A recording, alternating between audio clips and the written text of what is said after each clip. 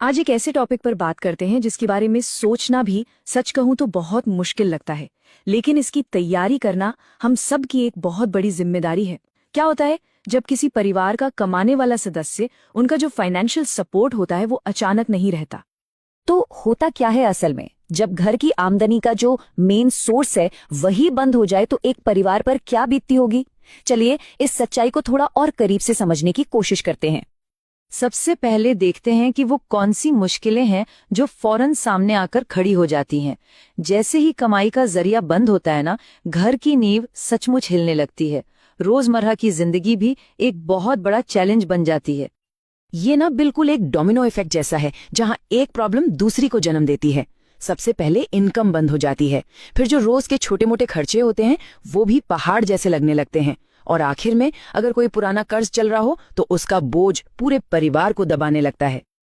जरा सोच कर देखिए, अचानक से घर का किराया, बिजली पानी का बिल, बच्चों की स्कूल की फीस, दवाइयों का खर्च, ये सब एक साथ एक बोझ बन जाते हैं। और मान लीजिए कोई होम लोन या कार लोन चल रहा हो तो उसकी ईएमआई एक डरावने सपने की तरह लगती है। इसका सीधा नतीजा लाइफस्टाइल में एक बहुत बड़ी गिरावट आ जाती है।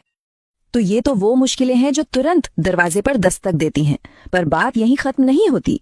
इसका असर सिर्फ आज पर नहीं बल्कि आने वाले कल पर भी बहुत गहरा पड़ता है।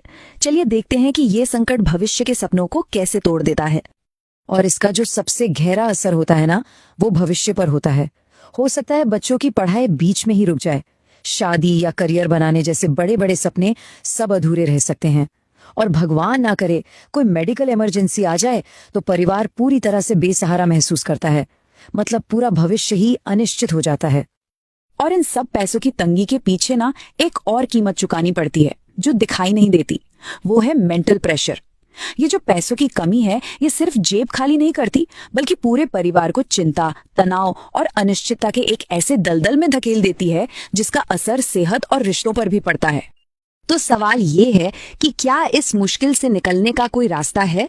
क्या कोई तरीका है जिससे परिवार को इस संकट से बचाया जा सके? जी हाँ, बिल्कुल है। और इसी समाधान को समझना सबसे ज्यादा जरूरी है। जरा इन दो सिचुएशंस को आमने सामने रखकर देखिए।